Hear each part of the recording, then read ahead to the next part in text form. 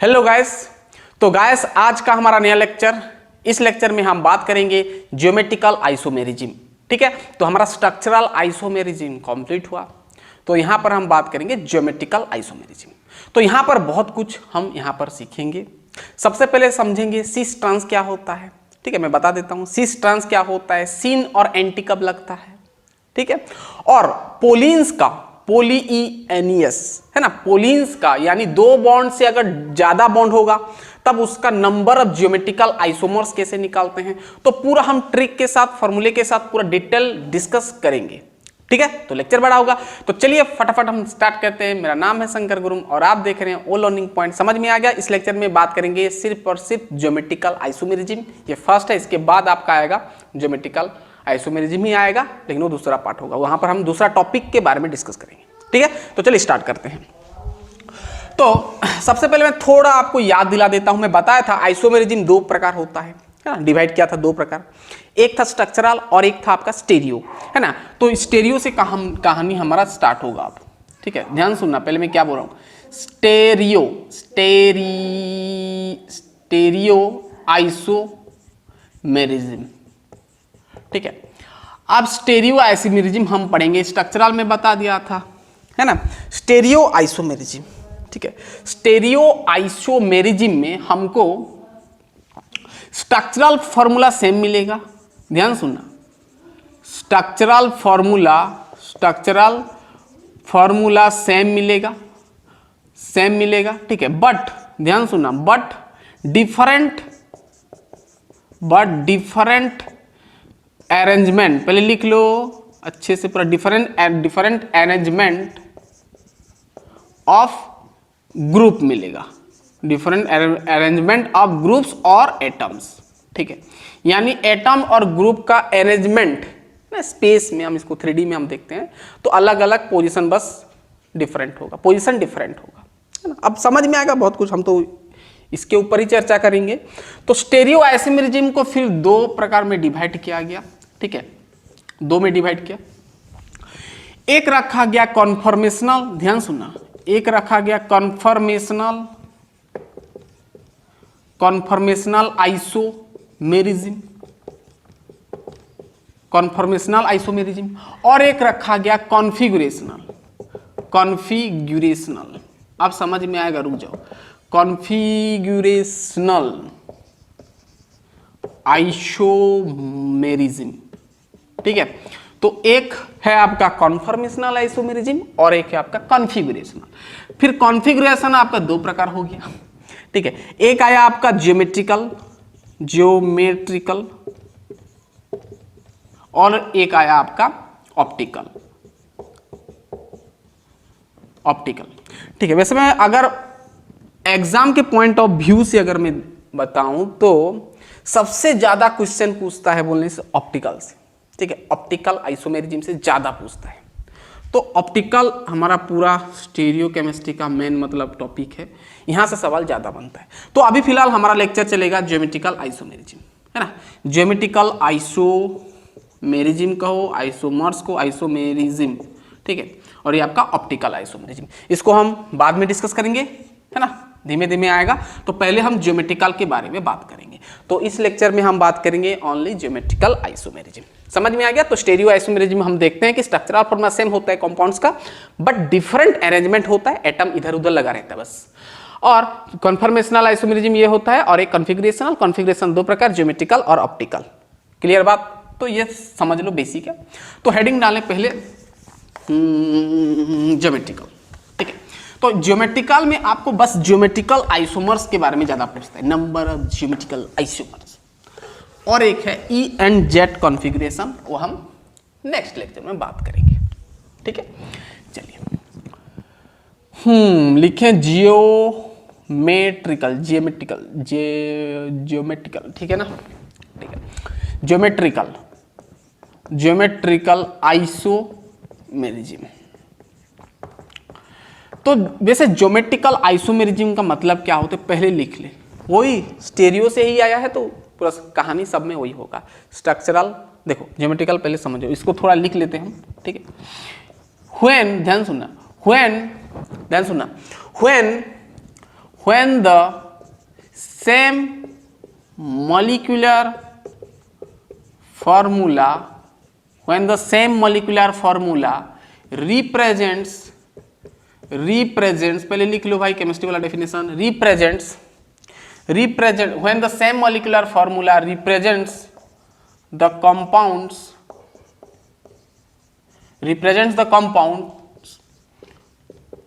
which differ in spatial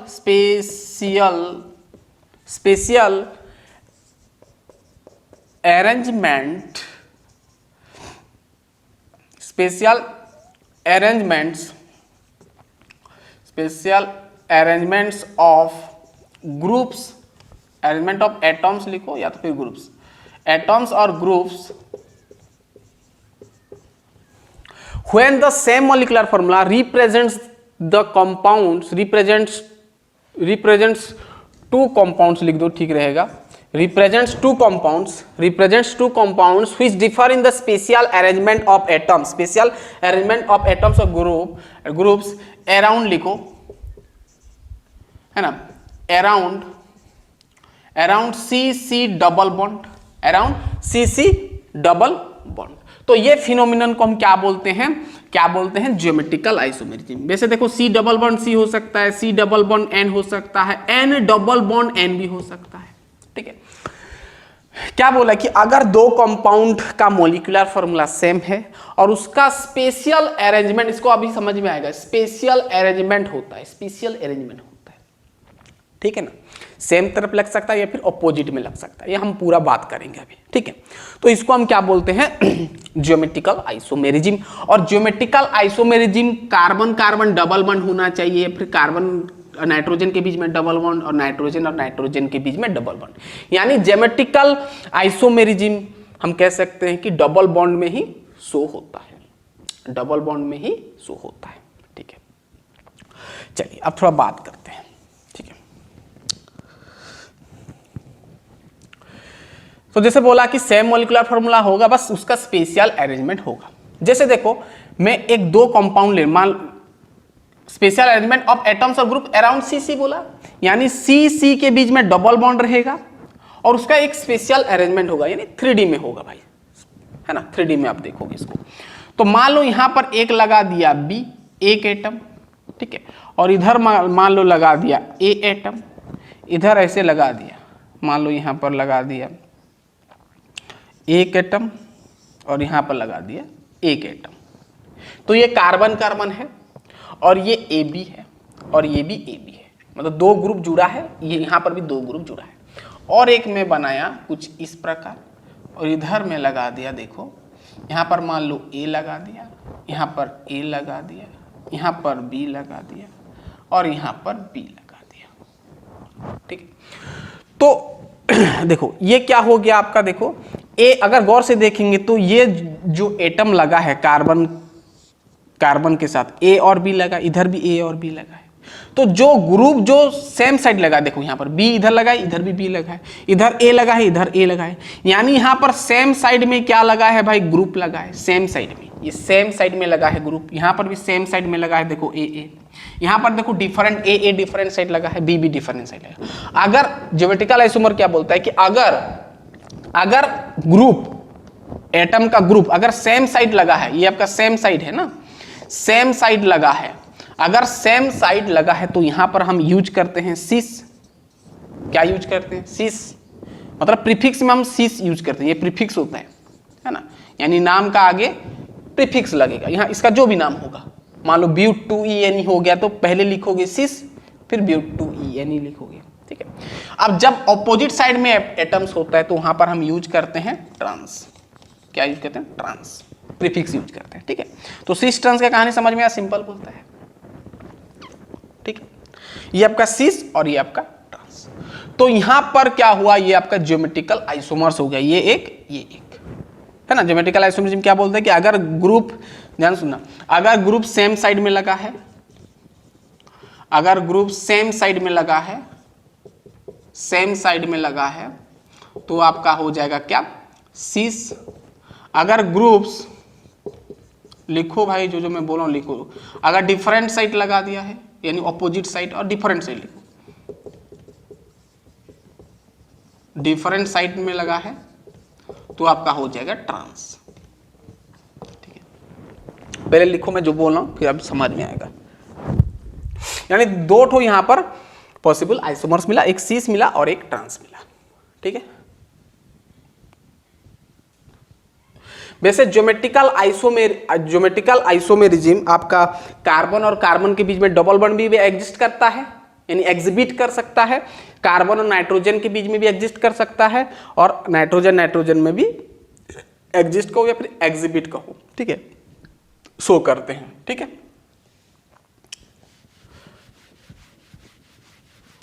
अब ऐसा क्यों इसका दो आइसोमर मिला, ऐसा क्यों इसका दो आइसोमर मिला, सीस और ट्रांस मिला। अब मुझे एक चीज बताओ, ये हो गया,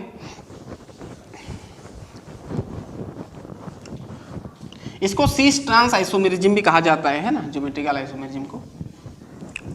मुझे बताओ, कार्बन और कार्बन के बीच में अगर, ध्यान सुना, कार्बन और कार्बन के बीच में अगर, कार्बन और कार्बन के बीच में अगर सिंगल बॉन्ड हो गया तो क्या यहां पर फ्री रोटेशन पॉसिबल होगा? ये पता है फ्री रोटेशन? फ्री रोटेशन में मतलब इसको हम आराम से घुमा सकते हैं, बॉन्ड को ऐसे, एक को ऐसे फिक्स करके एक को आराम से घुमा सकते हैं। ठीक है, अब यहां पे सुनना, जैसे हम ज्योमेट्रिकल का बात करें यानी कार्बन और कार्बन के बीच में डबल बॉन्ड रहेगा, यानी कार्बन और कार्बन के बीच में डबल बॉन्ड रहेगा। ठीक है, इधर कुछ भी ग्रुप लगा सकते हैं। क्या यहाँ ये तो फिक्स रोटेशन हो पाएगा? यहाँ पर फिक्स्ड रोटेशन हो पाएगा? अब मान लो कार्बन को ऐसे पकड़ा, इसको ऐसे घुमाया, इसको ऐसे घुमाया, घुमा पाऊंगा? नहीं। तो यहाँ पर ये जो है भाई डबल बॉन्ड है, तो अगर मैं इसको फिक्स करता हूँ, इसको ऐसे घुमाता हूँ, इसको ऐसे मैं घुमाता हूँ, तो भाई टूट जाएगा, क्योंकि दो बॉन्ड है। और हम जानते हैं एक सिग्मा होता है और एक पाई होता है, और पाई आपका जो है कि साइड वाइज ओवरलैपिंग करते हैं ना, तो ये टूट जाएगा ज्यादा घुमाओगे तो, है ना। तो ये आपका रेस्ट्रिक्टेड रोटेशन होता है, इसका हम बोलते हैं रेस्ट्रिक्टेड रोटेशन। तो रेस्ट्रिक्टेड रोटेशन के वजह से ये आपका ज्योमेट्रिकल आइसोमेरिज्म शो करते हैं। ठीक है, रेस्ट्रिक्टेड रोटेशन होते हैं, सॉरी रोटेशन। ठीक, हाँ, इसको आप मतलब ध्यान सुनना, सीस को आप ट्रांस बना सकते हो, अब थोड़ी देर में इसको बात करेंगे। सीस आइसोमर को आप ट्रांस बना सकते हो, है ना, लेकिन आपको ज्यादा टेम्परेचर देना पड़ेगा। अब मान लो यहां पर x लगा है, इधर x लगा है ना, इधर x लगा है, इधर मान लो y लगा है, इधर y लगा है। ठीक है, ये आपका सीस हो गया। अगर आप उल्टा करोगे, इसको y को इधर लाओगे तो y सेम हो जाएगा, ट्रांस हो जाएगा। तो भाई इसको घुमाना पॉसिबल नहीं, रेस्ट्रिक्टेड रोटेशन में बताया। और इसको हम फ्रोजन बोलते हैं, क्या बोलते हैं? फ्रोजन भी बोल देते हैं। तो इसको अगर घुमाओगे तो टूट जाएगा ना। तो इसको अगर ट्रांस में बदलना है, यानी ये इसको अगर चेंज करना, इसको इधर लाना, इसको इधर लाना है, तो आपको टेम्परेचर हाई देना पड़ेगा और कुछ कैटलिस्ट यूज करना पड़ता है। ठीक है, वो हम बात करेंगे, थोड़ी देर में बात करेंगे, पहले समझो। तो ज्योमेट्रिकल आइसोमेरिज्म यहाँ पर C डबल बॉन्ड C में क्यों दिखाई देता है? क्योंकि यहाँ पर रेस्ट्रिक्टेड रोटेशन होता है ना। चलिए, ये सिंपल था भाई, छोड़ो।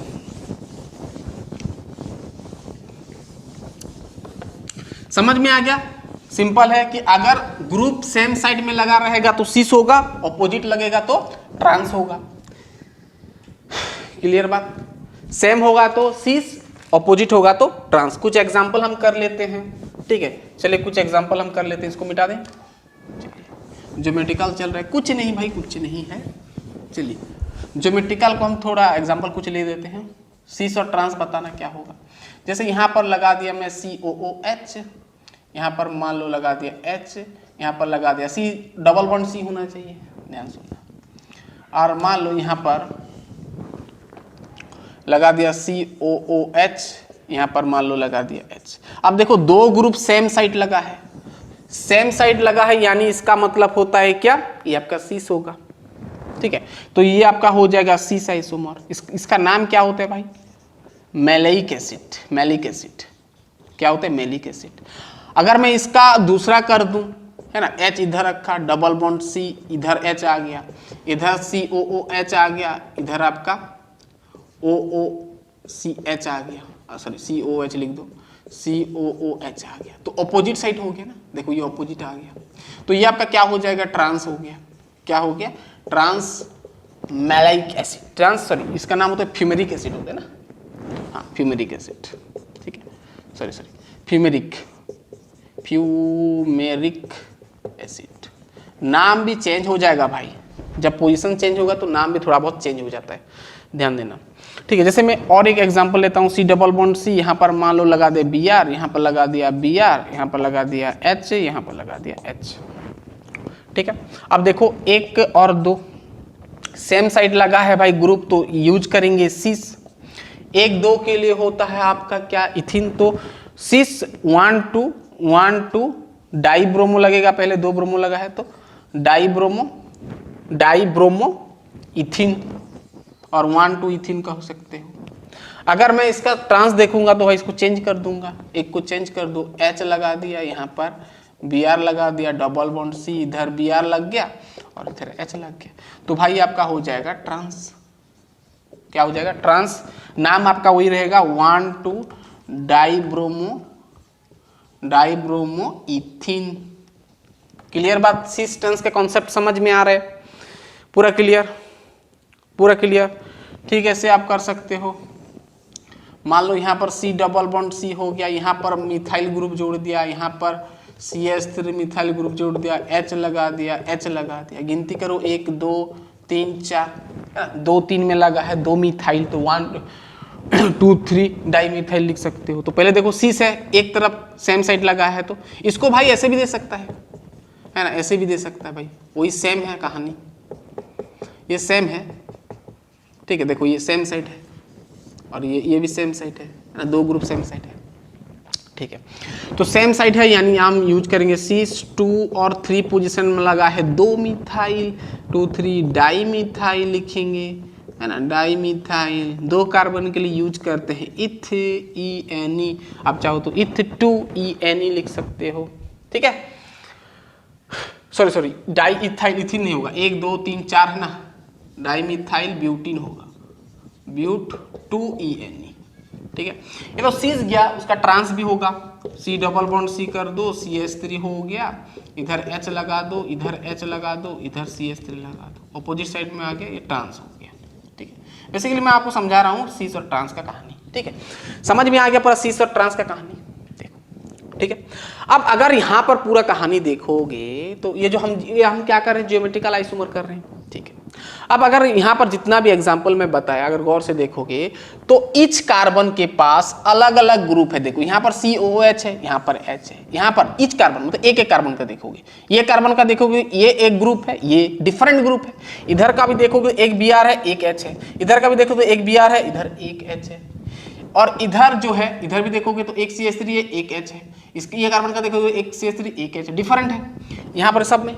यानी यहाँ पर ज्योमेट्रिकल आइसोमर्स वो कंपाउंड शो करेगा जिसमें कि डबली बॉन्डेड कार्बन, ईच डबली बॉन्डेड कार्बन मतलब प्रत्येक एक कार्बन के पास 2 अलग अलग ग्रुप होना चाहिए, और एक तो कंडीशन है कि डबल बॉन्ड होना चाहिए। अगर मैं कंडीशन का बात करूं तो यानी कौन सा कंपाउंड ज्योमेट्रिकल आइसोमर शो करेगा, जैसे ये कंपाउंड शो कर रहा है एक सिस और एक ट्रांस, एक सिस और एक ट्रांस शो कर रहा है, ठीक है, एक सिस और एक ट्रांस शो कर रहा है ना, क्यों कर रहा है, इसका कंडीशन ये है कि ईच कार्बन के पास अलग अलग ग्रुप होना चाहिए और वो कार्बन डबली बॉन्डेड होना चाहिए, है ना, 2 कंडीशन याद रखो, बहुत इंपॉर्टेंट है। तभी आप डिसाइड कर सकते हो कि कौन सा कंपाउंड ज्योमेट्रिकल आइसोमर एग्जिबिट करेगा और कौन सा नहीं करेगा। यानी condition for exhibit geometrical isomerism, लिखो 2 पॉइंट।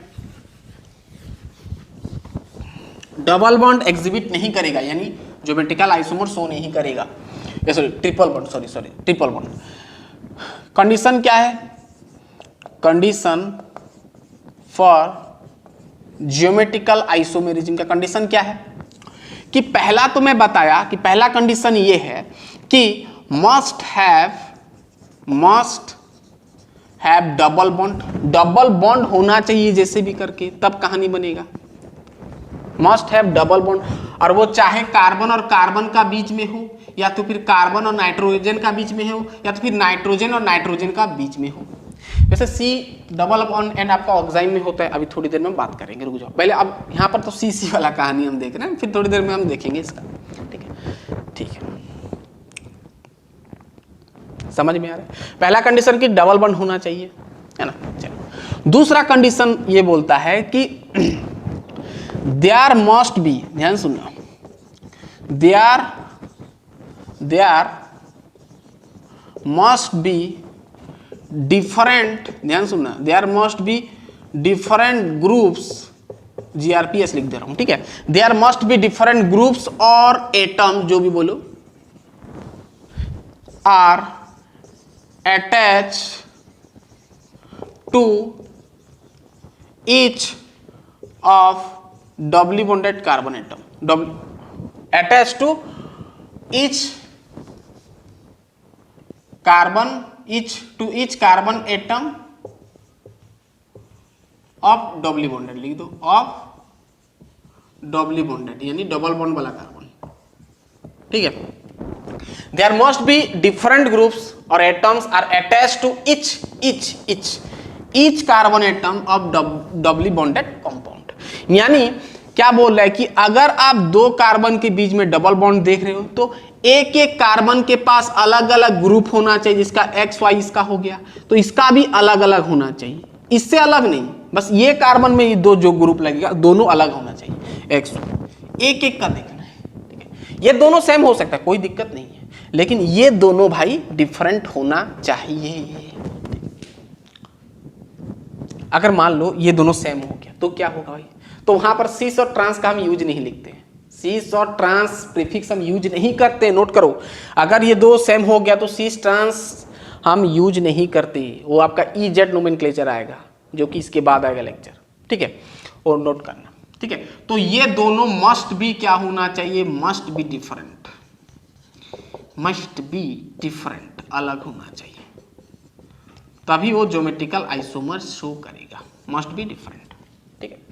ये दोनों सेम हो सकता है, डिफरेंट हो सकता है, उसमें कुछ दिक्कत नहीं है, ठीक है। दो कंडीशन हो गया। जैसे मैं बोलूँ आपको बताना कौन सा एग्जिबिट करेगा, यानी हम यहाँ पर एग्जिबिट का बात करें कि कौन सा कंपाउंड एग्जिबिट करेगा या नहीं करेगा। मान लो आपको, हाँ, ज्योमेट्रिकल आइसोमर कहानी समझ में आया। अगर यहां पर दो सेम हो गया, एग्जिबिट करेगा, लेकिन उसका जो हम नोमेनक्लेचर देखेंगे वो EZ में आ जाएगा, तब आप सीस और ट्रांस नहीं कह सकते, उस EZ में आ जाता है, ठीक है। जैसे मैं बोलूं CC, यहां पर एक H लगाया, मान लो यहां पर एक Br लगाया, यहां पर एक H लगाया, यहां पर एक Br लगाया, ठीक है। अब ये ज्योमेट्रिकल आइसोमर्स एग्जिस्ट करेगा, ज्योमेट्रिकल आइसोमरिज्म एग्जिबिट करेगा क्योंकि डबल बॉन्ड है लगा है और दो अलग अलग ग्रुप लगा है, तो ये आपका ज्योमेट्रिकल आइसोमरिज्म एग्जिबिट करेगा, ठीक है। मान लो मैं इस प्रकार का एक दिया आपको,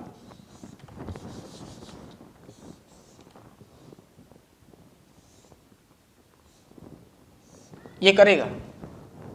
कंडीशन में क्या बोला कि यहां पर देखो, यहां पर भी एक खाली है, मतलब एक CH3 है, यहां पर भी एक CH3, यहां पर भी एक CH3, यहां पर भी एक CH3, तो भाई ये ज्योमेट्रिकल आइसोमरिज्म एग्जिस्ट नहीं करेगा, सीस ट्रांस इसका नहीं बनेगा कहानी, ठीक है। तो सेम आ गया ना सब, तो EZ इसका नोमेनक्लेचर आ जाएगा फिर, ठीक है। तो ये ज्योमेट्रिकल शो नहीं करेगा। जैसे अगर मान लो ट्रिपल बॉन्ड है किसी में, किसी कंपाउंड में अगर मान लो यहां पर ट्रिपल बॉन्ड है, तो भाई इस प्रकार भी कंपाउंड आपका ज्योमेट्रिकल आइसोमरिज्म शो नहीं करेगा, ट्रिपल बॉन्ड नहीं होना चाहिए, डबल बॉन्ड। और चेन में भी अगर मान लो स्ट्रेट चेन है इस प्रकार का, तो ये भी आपका शो नहीं करेगा ज्योमेट्रिकल आइसोमरिज्म, क्योंकि मस्ट हैव डबल बॉन्ड होना चाहिए, ठीक है।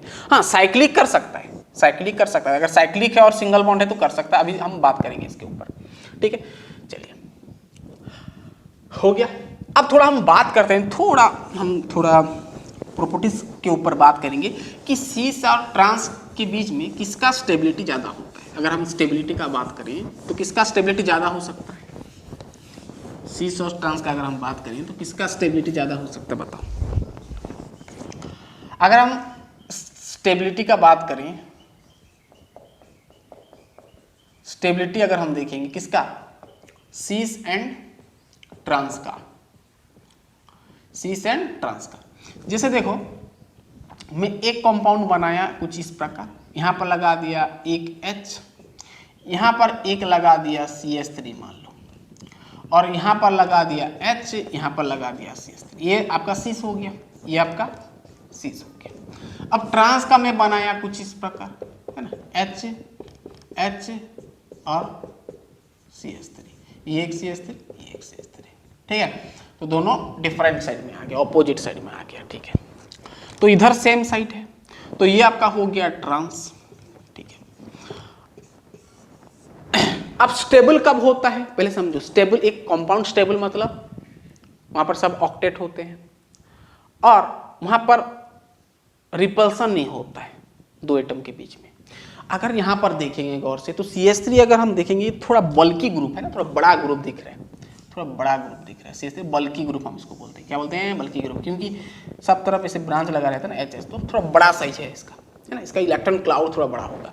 तो ये भी इलेक्ट्रॉन क्लाउड इसका भी बड़ा और इसका भी बड़ा, तो भाई दोनों आपस में क्या रिपेल करेंगे ना, तो भाई इसका स्टेबिलिटी कम हो जाएगा, क्योंकि एक सेम साइड में ना, ये दोनों क्या है, सेम साइड में है, सेम साइड है, तो सेम साइड मतलब रिपल्सन ज्यादा हो जाएगा, है ना, रिपल्सन थोड़ा ज्यादा हो जाएगा। सो स्टेबिलिटी क्या हो जाएगा भाई, इसका स्टेबिलिटी इसका कम हो जाएगा एज कम्पेयर टू इसका, क्योंकि भाई ये तो डिस्टेंस बहुत दूर है, तो ओवरलैपिंग कहाँ हो पाएगा, है ना, मतलब कोलिजन नहीं, मतलब यहाँ पर रिपल्सन नहीं हो पाएगा, बहुत दूर है, यानी स्टेबल है, अपने आप में खुश है, मतलब स्टेबल है। यहाँ पर क्या हो रहा है, रिपेल हो रहे, तो भाई स्टेबल नहीं है ना, एक जगह नहीं बैठ पा रहा है, यहाँ पर बैठ पा रहा है, आराम से स्टेबल है। तो इसका स्टेबिलिटी देखेंगे, तो इसका अगर हम स्टेबिलिटी देखेंगे, इसका मोर स्टेबिलिटी होगा, मोर स्टेबिलिटी होगा, मोर स्टेबिलिटी होगा, इसका लेस स्टेबिलिटी होगा, लेस स्टेबिलिटी होगा। ये हम फिजिकल प्रॉपर्टीज के बारे में बात कर ली, स्टेबिलिटी। और एक चीज आता है डाइपोल मोमेंट, थोड़ा इसको ऊपर पर उतना इंपॉर्टेंट नहीं है, फिर भी समझ लो, फील कर लो। अब आता है एक आपका डाइपोल मोमेंट के बारे में, कि सीस और ट्रांस का डाइपोल मोमेंट क्या होता है, किसका ज्यादा हो सकता है। देखो कहानी समझ में आ रहा है, देखो हो गया, इसको मिटा दिया। चलिए अब थोड़ा हम डाइपोल मोमेंट का देख लेते हैं कहानी, डाइपोल मोमेंट, ठीक है, सीस ट्रांस का देखेंगे। अब जैसे मैं यहाँ पर एक ग्रुप लगाया, ठीक है, C, और मान लो इधर Cl लगाया, इधर एक Cl लगाया, इधर मान लो एक H लगाया और इधर एक H लगाया। अगर से देखेंगे तो Cl आपका इलेक्ट्रॉन क्या होता है भाई, इलेक्ट्रॉन विड्रॉइंग ग्रुप होता है, इलेक्ट्रॉन विड्रॉइंग ग्रुप होता है, मालूम है।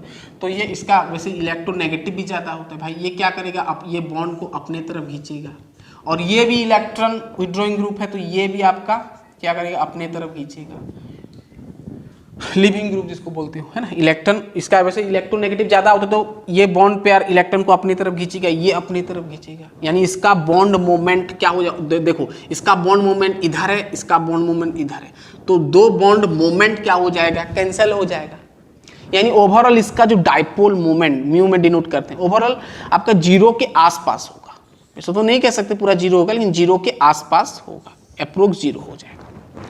अगर मैं वही चीज अगर यहाँ पर मैं ये आपका क्या है भाई, ट्रांस है, यहाँ पर क्या है, ये ट्रांस है, या क्या है, ट्रांस है।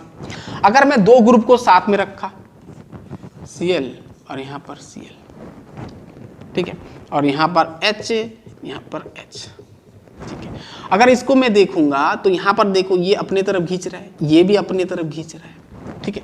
तो यहाँ पर जो रिजल्टेंट आपका डाइपोल मोमेंट आएगा वो जीरो नहीं होगा, जीरो से तो बड़ा ही होगा। तो एक्सपेरिमेंट के अनुसार देखा गया इसका डाइपोल मोमेंट लगभग 1 पॉइंट कितना आया भाई, 1.89 डी बाई आया, क्या आया, डी बाई यूनिट होता है डाइपोल मोमेंट का, इतना आया। यानी हम कह सकते हैं कि भाई ट्रांस से सीस का डाइपोल मोमेंट ज्यादा होता है। तो इसका जो है डाइपोल मोमेंट, ये आपका ट्रांस है, ठीक है, तो इसका जो डाइपोल मोमेंट ज्यादा होता है एज कम्पेयर टू ट्रांस, हम कह सकते हैं, इसको फील कर लो। इसका क्यों ज्यादा होगा, क्योंकि भाई ऑपोजिट मतलब डाइपोल मोमेंट अपोज नहीं कर रहे, यहाँ पर डाइपोल मोमेंट क्या, डाइपोल मोमेंट कहो या फिर बॉन्ड मोमेंट, है ना, बॉन्ड मोमेंट क्या करे, अपोज कर रहे हैं, दोनों अपोज करेंगे तो भाई कैंसिल हो जाएगा ना, ये जितना फोर्स लग रहा है इधर भी उतना फोर्स लग रहा है, तो भाई कैंसिल आउट हो जाएंगे। तो लगभग आपका रिजल्टेंट जो आपका डाइपोल मोमेंट आएगा और बॉन्ड मोमेंट आएगा जीरो के आसपास होगा। लेकिन इसका ये ऐसे है, दोनों आपस में कैंसिल नहीं कर रहे हैं। अगर इसका रिजल्टेंट देखोगे तो कुछ इस प्रकार एज्यूम कर लो, ठीक है। इसका जो रिजल्टेंट होगा कुछ इस प्रकार आएगा, इसका जो रिजल्टेंट हैगा दिस जा रहा है, यानी रिजल्टेंट कुछ इस प्रकार आएगा, ठीक है। यानी उसका कुछ ना कुछ रिजल्टेंट आएगा जो कि 1.89D है। बस इसको ऊपर ऊपर फील कर लो, थोड़ा बहुत रख लो दिमाग में। चलिए, ये था कहानी। अब हम बात करेंगे, ये थोड़ा बेसिक हम कर रहे हैं, दिख रहा है ना। चलिए, वैसे तो ये एग्जाम में नहीं पूछेगा, हाँ इसको बस जान लो, है ना। केमिस्ट्री करो तो थोड़ा बहुत आपको फील होना चाहिए।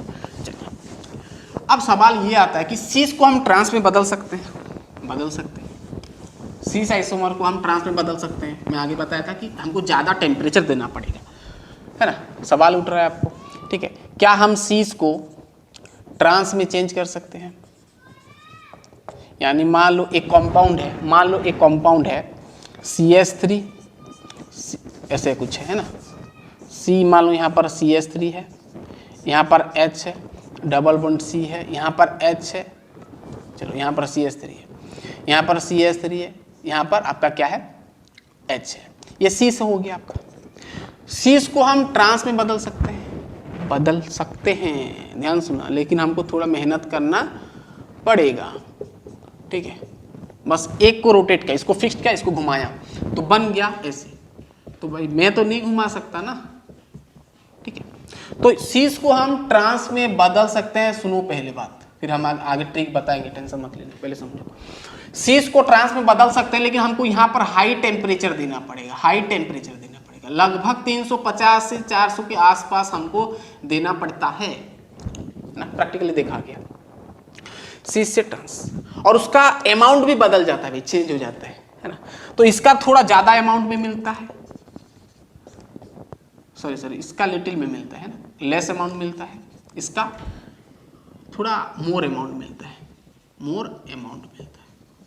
ठीक है। ये याद रखो। मान लो इसका मिल गया 40% मिल गया, यानी सीस आइसोमर, यानी सॉल्यूशन में, किसी सॉल्यूशन में मान लो किसी सीस आइसोमर 40% मिल रहा है, तो भाई जब ट्रांस में चेंज करोगे तो भाई इसका थोड़ा अमाउंट कम हो जाता है। मान लो इसका हो गया 40 है, तो भाई इसका 60 हो गया, 60%, ठीक है। तो इस प्रकार कहानी, इसको थोड़ा साइंटिस्ट लोग थोड़ा यहाँ पर एज्यूम किए, और इसलिए कैसे होता है, तो यहाँ पर कुछ कैटलिस्ट भी दिया जाता है भाई, ऐसा नहीं कि सिर्फ टेम्परेचर दो, कैटलिस्ट भी दिया जाता है, और क्या दिया जाता है, कैटलिस्ट, और बाकी का जो प्रोसीजर है वो हम वो करते हैं। लेकिन बेसिकली हम टेम्परेचर को हमको ज़्यादा देना पड़ता है। क्यों ज़्यादा देना पड़ता है? क्योंकि भाई एक सिग्मा एक पाया, तो पाया यही तो पूरा पाया बॉन्ड है ना भाई, ये पाया बॉन्ड को ब्रेक करने के लिए हमको ज़्यादा हीट देना पड़ता है। वैसे इसको ना तोड़ने के लिए पहले ना ये डबल बॉन्ड को तोड़ते हैं, सिंगल बॉन्ड आ जाता है सिग्मा बॉन्ड, तो उसको हम फ्री रोटेशन वहाँ पर पॉसिबल है, तो आराम से रोटेट हो सकता है, ठीक है। तो पाया बॉन्ड को ब्रेक करने के लिए हाई टेम्परेचर देते हैं। क्यों देते हैं भाई? ड्यू टू ब्रेक ऑफ पाया बॉन्ड। और पाया बॉन्ड को ब्रेक करने के लिए इन दिस केस आपका लगभग 400 किलो कैलोरी दिया जाता है। 400 नहीं, 40 किलो कैलोरी, इतना एनर्जी दरकार पड़ता है, ठीक है, ये याद रखो। तो ये किस प्रकार होता है, तो थोड़ा केमिस्ट वाले थोड़ा दिमाग लगाए, कुछ एजम्पशन रखे यहाँ पर, कहानी थोड़ा बताए कि ये कैसे होता है। जैसे मान लो ये आपका क्या है CH3, पहले थोड़ा फील कर लो, ठीक है, मैं जो बोल रहा हूँ पहले ऊपर देख लो ना, ठीक है। तो ये आपका रिवर्सेबल होता है ना, मतलब फिर आप लास्ट से फास्ट आ सकते हो। तो पहले तो हमको यहाँ पर टेम्परेचर देना पड़ेगा, वो भी हाई देना पड़ेगा, हीट करना पड़ेगा। तो भाई पहले क्या होता है, ये बॉन्ड ब्रेक करता है, ठीक है, पाया बॉन्ड ब्रेक करता है, और कुछ इस प्रकार बनता है, ठीक है, सिंगल बॉन्ड बन जाता है। ब्रेक कैसे करेगा भाई? जब हीट दोगे तो ये इलेक्ट्रॉन क्या करेगा, एक जो पाया बॉन्ड का इलेक्ट्रॉन है, ठीक है ना, एक इलेक्ट्रॉन है भाई, एक इलेक्ट्रॉन इसके पास चला जाएगा और एक इलेक्ट्रॉन इसके पास चला जाएगा, है ना। इसको हम फ्री रेडिकल भी बोल देते हैं। एक इलेक्ट्रॉन ये कार्बन रख लेता है अपने पास, एक कार्बन ये अपने पास ये कार्बन रख लेता है, ठीक है। तो यहाँ पर एक CH3 अभी तक नहीं घुमा है, देखो नहीं घुमा नहीं है। फिर यहाँ पर वो लोग ऐसे एज्यूम करते हैं मैकेनिज्म, है ना, ऐसा थोड़ी ना होता है कि ये ऐसा ही होता है 100%, लेकिन उन लोग के अनुसार, मतलब कॉपी में इस प्रकार आप कह सकते हैं, यानी आप कह सकते हो, मतलब विदाउट एक्सपेरिमेंट के अनुसार इस प्रकार हो सकता है, पॉसिबिलिटी से, या ये एजम्पशन रखे हैं। ठीक है। तो फिर यहाँ पर क्या होता है भाई, कहानी होता है, रोटेट करते हैं, H ऊपर आता है, ये सब होता है, ठीक है। तो यहाँ पर CH3 और फिर आपस में ये जुड़ जाते हैं, मतलब एक ये एक, दोनों फिर डबल बॉन्ड बना लेते हैं। इस प्रकार आप कह सकते हैं, कोई दिक्कत नहीं है, ठीक है। सॉरी, ये आप H रोटेट किया ना, H ऊपर आया, CH3 नीचे आया, ठीक है। डायरेक्ट में कर दिया, ये आया फिर इधर, फिर ये आया, डबल बॉन्ड बना लिया, हो गया, कहानी खत्म, है ना। ये सिंपल है। चलिए इसको हम बात नहीं करेंगे उतना, ठीक है। ये कहानी है, कहानी था पास्ट वाला। तो ये आपका inter conversion of geometrical isomers कह सकते हो, इंटर कन्वर्सन हुआ, कन्वर्सन हुआ। अब फिर इसको आप क्या कर सकते हो, फिर रिवर्स जा सकते हो, आप कन्वर्ट कर सकते हो भाई, ट्रांस को सीस में और सीस को ट्रांस में, ट्रांस आइसोमर मिल गया। तो भाई सीस था, ट्रांस मिल गया।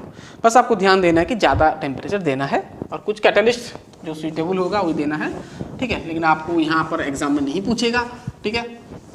चलिए अब हम थोड़ा बात करेंगे, क्या ज्योमेट्रिकल आइसोमेरिज्म साइक्लिक में पॉसिबल है? सिंगल बॉन्ड में पॉसिबल है, लेकिन साइक्लिक होना चाहिए। अब हम बात करेंगे थोड़ा geometrical isomerism in acyclic, acyclic नहीं, एलिसाइक्लिक, एलिसाइक्लिक कंपाउंड।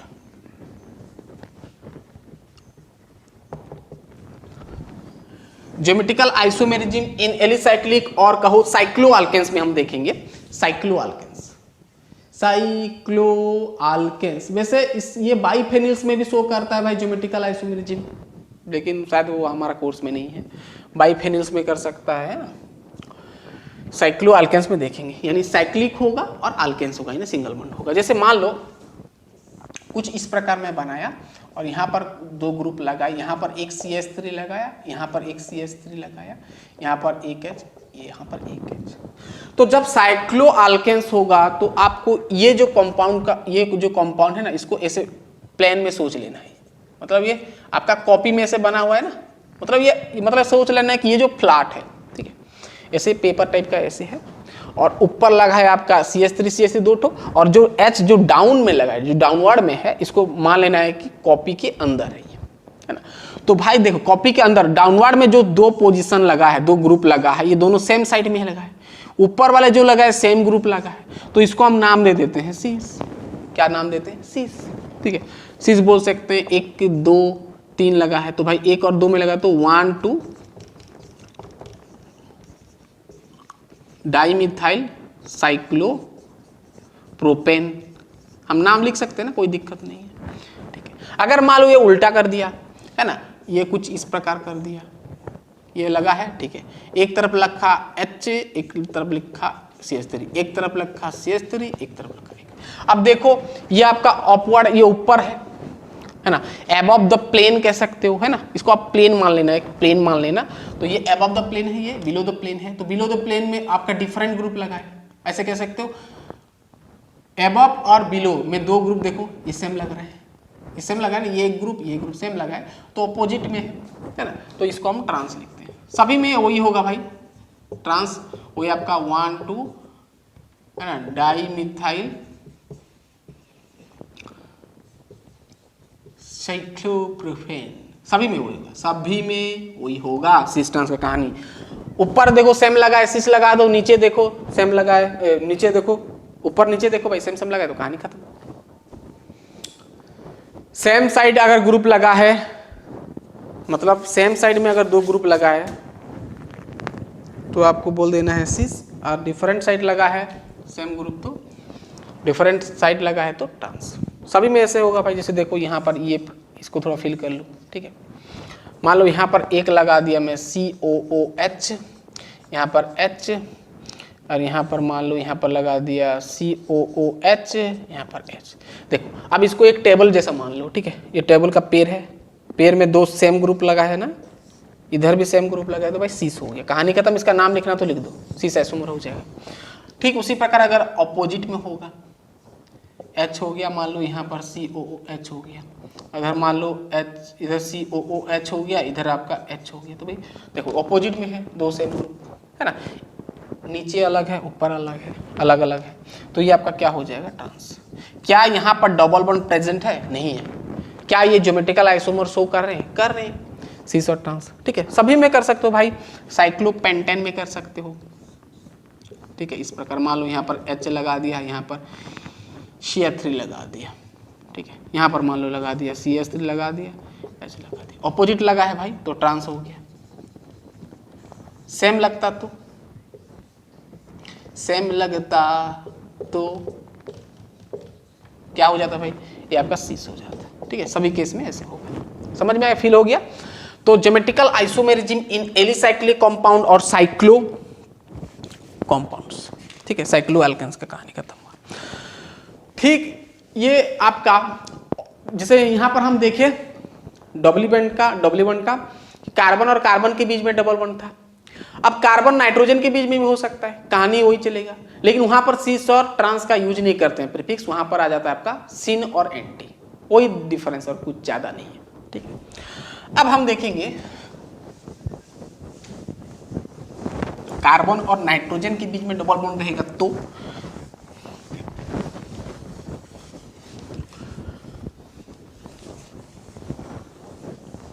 मैं बताया कि ज्योमेट्रिकल आइसोमेरिज्म एग्जिबिट करता, ध्यान सुनना, exhibit by C double bond C में भी हो सकता है, C डबल बॉन्ड N में भी हो सकता है, N डबल बॉन्ड N में भी हो सकता है, और भी बहुत कुछ है, साइक्लो अल्केनी से बताया, ठीक है। ये सब में एग्जिबिट हो सकता है, यानी शो कर सकता है, ज्योमेट्रिकल आइसोमेरिज्म पॉसिबल है, आप कह सकते हैं। तो इसका कहानी में बता दिया। अब थोड़ा CN का देख लेते हैं। CN आपका ऑक्साइम का फंक्शनल ग्रुप, ऑक्साइम, और ये एजोबेंजीन है ना, एजोबेंजीन बोलते हो ना, हाँ जो भी बोलते हो एजोबेंजीन होते हैं, ठीक है। तो CN का हम थोड़ा देख लेते हैं, ठीक है। दो बॉन्ड खाली है, ठीक है। एजो ऑक्साइम का थोड़ा हम बात कर लेते हैं। CN में अलग अलग ग्रुप लगेगा तो अलग अलग नाम हो जाएगा, है ना। मान लो एक तरफ, मान लो यहां पर लगा है, मान लो नाइट्रोजन में OH लग गया तो ये आपका ऑक्साइम हो जाता है। क्या हो जाता है? ऑक्साइम हो जाता है। हाइड्रोजन लग गया, कार्बन में हाइड्रोजन लग गया, नाइट्रोजन में OH लग गया तो ऑक्साइम बन जाता है, ठीक है। अगर O बिठा देते हो, इसका बहुत कुछ पॉसिबिलिटीज है, ऑक्साइम हो सकता है, नाइट्रोन्स हो सकता है ना, आपका हाइड्राजोन हो सकता है, सेमी कार्बाजोन हो सकता है, ठीक है। तो हम बस ऑक्साइम का बात करेंगे, यानी ज्योमेट्रिकल आइसोमेरिज्म इन ऑक्साइम, ठीक है। तो यहां पर कहानी देखो, ऑक्साइम में क्या होता है कि अगर C डबल बॉन्ड N है, एक तरफ लगा है H, और ध्यान सुनना, और एक तरफ मान लो PH लगा दिया, या कोई भी R है, मान लो कोई भी यहाँ पर एल्किल ग्रुप जुड़ा है और यहाँ पर OH लगा है, तो इसका कंडीशन क्या है? ध्यान सुनना, इसका कंडीशन क्या है? मान लो यहाँ पर, चलो यहाँ पर H है, यहाँ पर मान लो कोई एल्किल ग्रुप जुड़ा है, ठीक है, और एक है OH लगा है और इधर H जुड़ा है और इधर कोई एल्किल ग्रुप जुड़ा है, फेनिल जो भी, ठीक है। यहां पर अगर देखेंगे तो H और OH सेम साइड है, ये सेम साइड है। यहां पर देखेंगे तो ऑपोजिट साइड। तो क्या बोलता है, ध्यान सुनना, अगर H एंड OH दोनों सेम साइड है ना, कार्बन और नाइट्रोजन डबल बॉन्डेड में, hydrogen and oxygen same, hydrogen and alcohol same side है, तो इसका जो प्रीफिक्स यूज करोगे वो आपका सिन यूज होगा। अगर हाइड्रोजन एंड ऑक्सीजन अगर डिफरेंट साइड है तो वहां पर जो प्रीफिक्स यूज करोगे एंटी, क्या वही है, सीस जगह पर, ट्रांस जगह पर एंटी और सीस जगह पर सिन यूज करोगे, प्रीफिक्स यूज करोगे, ठीक है। क्लियर बात?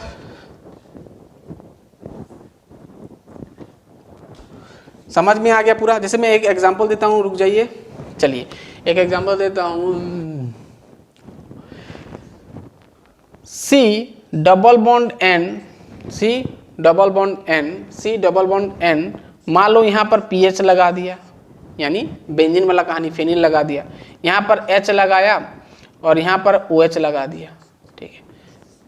इसके क्या हो जाएगा देखो, H और OH सेम साइड है तो यहाँ पर यूज करेंगे हम सिन।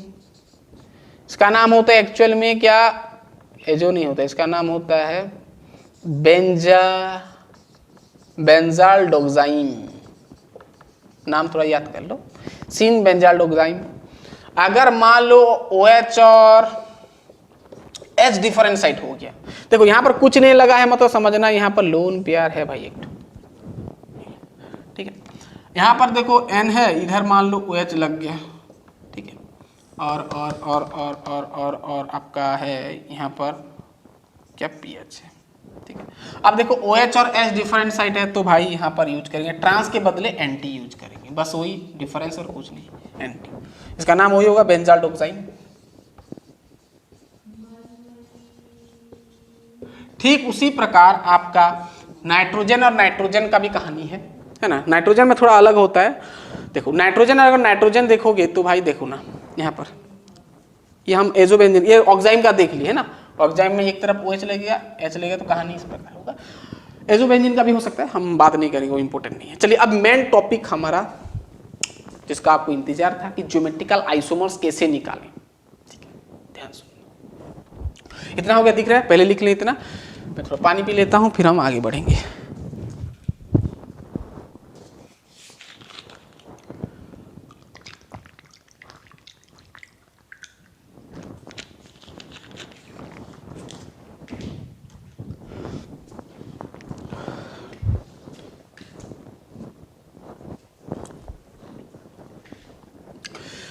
साइक्लोअल्केन्स का देखिए, कार्बन कार्बन के बीच में डबल बॉन्ड का देखिए, ऑक्साइन का थोड़ा देख लिए। अब पोलीइंस का थोड़ा देखेंगे, यानी अगर मान लो आपके पास कार्बन चेन है और कार्बन चेन में 2 से अगर ज्यादा डबल बॉन्ड है, तो वो सिचुएशन में आप कैसे पता लगा सकते हो कि कितना नंबर ऑफ ज्योमेट्रिकल आइसोमर्स बन सकता है, ठीक है। चलिए ज्योमेट्रिकल आइसोमर्स, ठीक है, यहीं से सवाल बन सकता है, नोट करना। तो लिखें GI इन पोलीइंस, तो इसका कुछ फॉर्मूले हैं, आपको याद रखना पड़ेगा। चलिए ज्योमेट्रिकल आइसोमेरिज्म और ज्योमेट्रिकल आइसोमर्स हम अब कैलकुलेट करेंगे। ज्योमेट्रिकल आइसोमर्स इन पोलीइंस, पोलीइंस मतलब मान लो कार्बन चेन आपके पास है और कार्बन चेन में मान लो 2 से ज्यादा डबल बॉन्ड आ गया, मान लो यहाँ पर एक आया, यहाँ पर आ गया, तो ये कंपाउंड में हम कितने नंबर ऑफ ज्योमेट्रिकल आइसोमर्स कैसे निकाल सकते हैं, ठीक है। तो उसके लिए आपके लिए कुछ फॉर्मूले हैं, ठीक है। देखो पोलीइंस में समझ में आ रहा है, कार्बन चेन होगा, ये नहीं लगाएंगे, पोली मतलब 2 से ज्यादा, ये नहीं मतलब डबल बॉन्ड, यानी डबल बॉन्ड 2 से ज्यादा होगा, यानी पोलीइंस होगा, ठीक है। और वो भी स्टेट चेन का मैं बात करूँ, है ना, स्टेट चेन का, यानी स्टेट चेन का, ठीक है। तो इसके लिए रूल्स है, इसके लिए रूल्स है, ठीक है। अब देखो रूल नंबर 1 लिख लो, रूल नंबर 1 कि कार्बन चेन में, ध्यान सुना, अगर कार्बन चेन में if ends of carbon chain, if ends of carbon chain, if ends of carbon chain attach different group, है ना, attach different ग्रुप लगा है, और एटम को जो भी कहो डिफरेंट ग्रुप लगा है। ध्यान सुना, पहला केस बन सकता है कि अगर कार्बन चेन का एंड में, यानी दोनों तरफ एंड इधर भी इधर भी, अगर अलग अलग यानी डिफरेंट ग्रुप जुड़ा हुआ है, तो वो सिचुएशन में आप फॉर्मूला यानी ज्योमेट्रिकल आइसोमर्स निकालोगे 2 द पावर n कर लेना। क्या कर देना? 2 का पावर n कर लेना। n आपका होता है क्या ना, number of double bond, number of double bond. गिनती करना कितना नंबर ऑफ डबल बॉन्ड है। वैसे हम कह सकते हैं कि सिमेट्रिकल, ऑन सिमेट्रिकल होगा तो ये फॉर्मूला डालना। सिमेट्रिकल का फिर 2 केस बन सकता है, अब बात करेंगे इसका। थोड़ा एग्जांपल ले जाते हैं, चलिए। जैसे CH यहाँ पर लगा दिया, मान लो फेनिल, यहाँ पर 2 3 4, यहाँ पर लगा दिया CH 2 3 4, CH2 और CH double bond CH 2 3 4, single bond CH 2 3 4, CH2 मान लो यहाँ पर 3 लगा दिया है, CH2 CH लगा दिया है ना, यहाँ पर CH2, यहाँ पर मान लो COOH लगा दिया, ठीक है। अब देखो दोनों अलग अलग है और कितना है भाई, 1 2 3 ठो आपका क्या है, डबल बॉन्ड है, ठीक है। डबल बॉन्ड को छोड़ो, यानी हमारा यहाँ पर N मिल गया 3, N क्या मिल गया 3, और दोनों तरफ क्या है भाई, अलग अलग ग्रुप है एंड्स में कार्बन चेन का, ठीक है, अलग अलग है। तो कौन सा फॉर्मूला डालोगे, ये वाला ही, geometrical isomerism formula, to the power क्या लिखेंगे हम, N कितना है 3 आएगा, 3 आएगा, ये आपका हो जाएगा 8, यानी 8 ज्योमेट्रिकल आइसोमर्स मिलेगा, 8 ज्योमेट्रिकल आइसोमर मिलेगा, यानी 8 ज्योमेट्रिकल आइसोमर मिलेगा। कितना मिलेगा भाई ये कंपाउंड में, 8 मिलेगा, ठीक है। मान लो कुछ इस प्रकार का मैं और एक दिया, ठीक है, डबल बॉन्ड लगाया, डबल बॉन्ड लगाया, डबल बॉन्ड लगाया,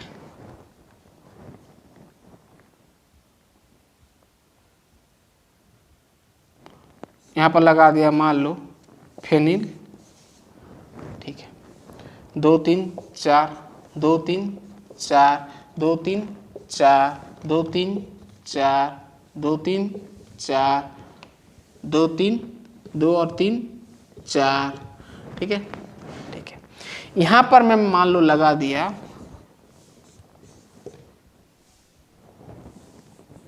Br लगा दिया, क्या लगा दिया, Br 2, यहाँ पर H2Br, ये भी वही है भाई, दोनों एंड में चेक करो पीएच है और इधर है Br, अलग अलग डिफरेंट ग्रुप है, डिफरेंट ग्रुप है ना। तो नंबर ऑफ डबल बॉन्ड गिनो, 1 2 3 है, ठीक है, 3 है, तो भाई N बराबर हो गया 3, ठीक है। फॉर्मूला डालोगे ज्योमेट्रिकल आइसोमर कितना मिल जाएगा, 2 का पावर 3, यानी ये भी 8 हो जाएगा, ठीक है ना। तो इस प्रकार आप कर सकते हो, ज्योमेट्रिकल आइसोमर्स निकाल सकते हो इन पोलीइएनियस यानी पोलीन्स में, ठीक है। अब ये भी हो अगर इसको देखोगे तो ये आपका अनसिमेट्रिकल है, अनसिमेट्रिकल मतलब दोनों अगर बीच में यहाँ पर खड़े हो जाते हो, दोनों तरफ देखते हो, क्या दोनों तरफ सेम है, नहीं है, सेम नहीं है, दैट मीन्स ये कंपाउंड अनसिमेट्रिकल है। अगर सेम होता तो सिमेट्रिकल होता, तो ये आपका अनसिमेट्रिकल, तो आप अनसिमेट्रिकल केस में ये फॉर्मूला डाल सकते हो, ठीक है।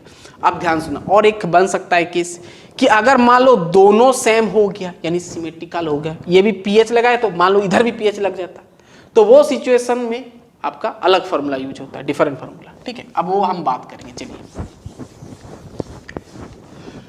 केस नंबर 1 समझ में आ गया। केस नंबर 2, यानी आप यहां पर आपको डिफरेंट ग्रुप मिलेगा, different groups attach two ends of carbon chain,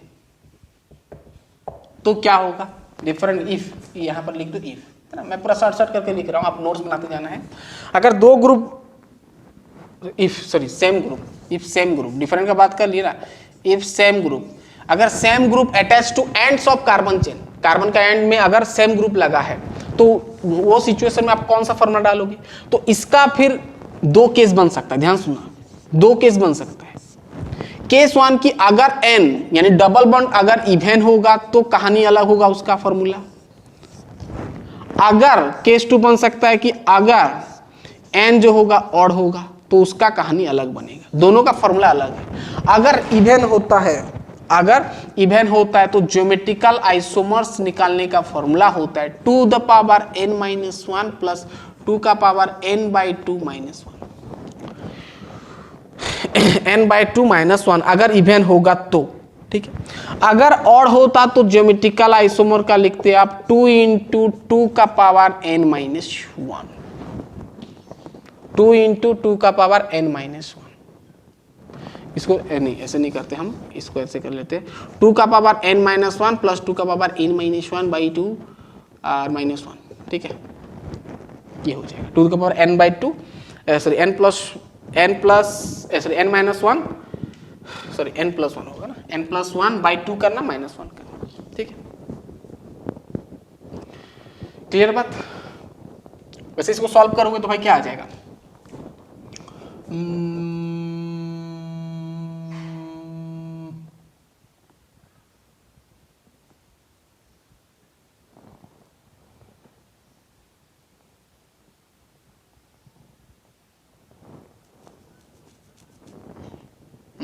इसको सॉल्व करोगे तो भाई n-1 ही आएगा ना। ठीक है, चलो तो फॉर्मूला हम एग्जांपल देते हैं। चलिए मैं लगाया इधर एक pH लगाया, इधर लगाया कुछ इस प्रकार का OH लगा दिया। ठीक है, 1 2 3 और 4 लगा दिया। ठीक है, चलो 2 3 4 2 3 4 2 3 4 2 3 4 2 3 4 2 2 4 हो गया H। ठीक है, अब ये हो गया कहानी। अब दोनों तरफ क्या लगा है भाई, डिफरेंट, सॉरी हमको सेम देखना है तो यहाँ पर भी pH लगा दिया। ठीक है, हमको सेम वाला देख रहे हैं ना, सेम ग्रुप। अगर डिफरेंट वाला तो देख चुके हैं, अगर सेम ग्रुप लगा है तो आपको देखना है कि आपका जो डबल बॉन्ड है इवेन है ना ऑड है। अब बताओ इवेन है ना ऑड है? इवेन है, 4 आ गया, 4 ठो डबल बॉन्ड है, यानी यहाँ पर जो N आया वो आपका इवेन आया। और इवेन में हमारा फॉर्मूला होता है GI इज इक्वल टू 2 का पावर n-1। n आपका कितना आया भाई 4, तो 4-1 प्लस 2 का पावर 4/2 -1, यानी 2 का पावर 4 से 1 चला जाएगा 3 प्लस 2 का पावर 2 × 2 2 - 1 यानी 1 हो गया। 2 - 1 यानी 1 आ गया। 2 का पावर 3 यानी 8 हो गया, 2 यानी आपका 10 हो गया, यानी 10 तो आपको आइसोमर मिलेगा। किसका? ये कंपाउंड का। ठीक है, क्लियर बात दिख रहा है ना? चेक कर लेते हैं, दिख रहा है, बहुत ही बढ़िया दिख रहा है। चलिए अब ऑड वाला एक ठो ले जाते हैं, है ना? इवन का समझ में आ गया। अगर मान लो एक ऑड आ गया, है ना, मान लो यहां पर इसको मैं हटाया, चलो इसको हटा दिया, 2 कर दिया। अब देखो 1 2 3 आ गया, तो भाई n यहाँ पर अब क्या हो जाएगा, 3 आ जाएगा। ठीक है, तो यहाँ पर कहानी चेंज हो जाएगा, 3 - 1 और ये आपका हो जाएगा 3 - 1। तो भाई यहाँ पर n/2 नहीं लगेगा, यहाँ पर लग जाएगा 3 + 1/2 - 1। तो ये आपका कहानी चेंज हो जाएगा और मिलेगा 2 का पावर 2 प्लस 2 का पावर 2 - 1 2 का पावर 2, यानी आपका हो जाएगा 4। 2 से 1 गया 1, यानी 2 भाई, यानी टोटल आपका 6 आइसोमर मिल गया। ठीक है, तो इस प्रकार आप पोलिन्स का आप नंबर ऑफ ज्योमेट्रिकल आइसोमर्स निकाल सकते हैं। चलिए अब कुछ एग्जांपल आपको मैं देता हूं, करना। याद हो गया, इवन होगा तो ये फॉर्मूला डालना, ऑड होगा तो ये डालना। ठीक है, अगर डिफरेंट ग्रुप लगा रहेगा यानी अनसिमेट्रिकल होगा तो 2 का पावर n कर लेना, और कुछ नहीं।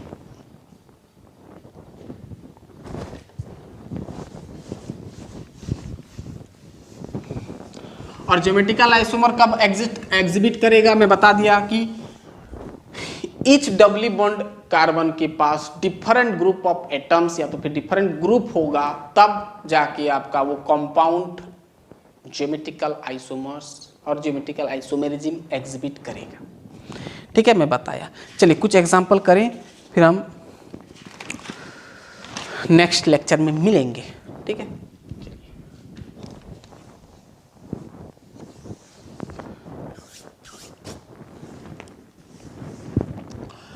आपको निकालना है number of,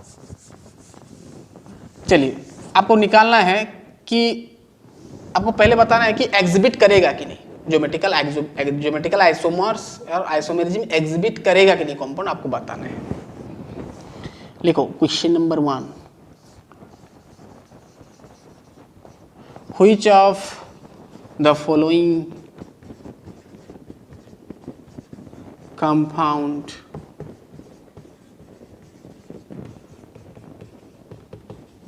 exhibit geometrical isomerism। ठीक है, ऑप्शन दिया मैं, बहुत सारा दिया, चलिए बहुत सारा दिया मैं। चलिए C डबल बॉन्ड C लगा दिया इस प्रकार। ठीक है, H CH3 CH3 H, ठीक है।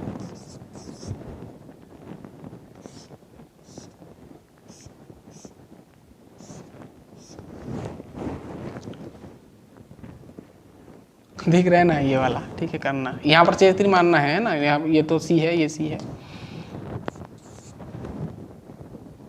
मान लो कुछ इस प्रकार का दे दिया,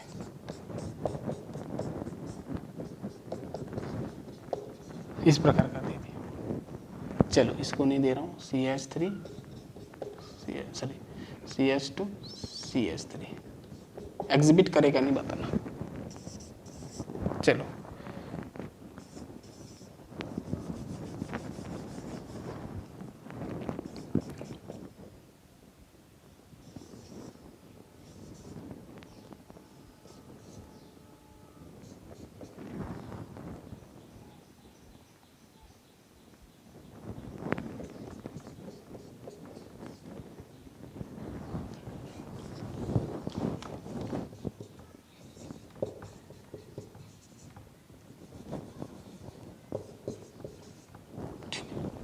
चलो ये बताओ एग्जिबिट करेगा कि नहीं।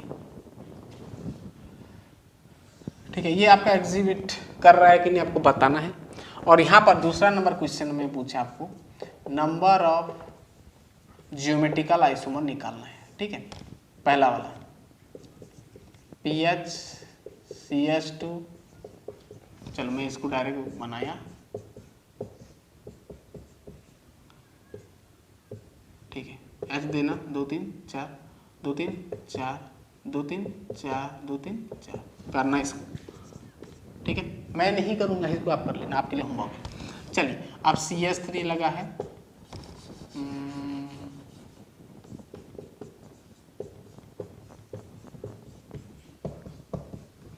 चलो यहाँ पर लगा दिया मैं एसिड ग्रुप। ठीक है, double bond double bond double bond. ठीक है, H H H H H 2 3 H और यहाँ पर आपका H2। ठीक है, चलो 3 नंबर करो CH, ऐसे मत करो, रुक जाओ।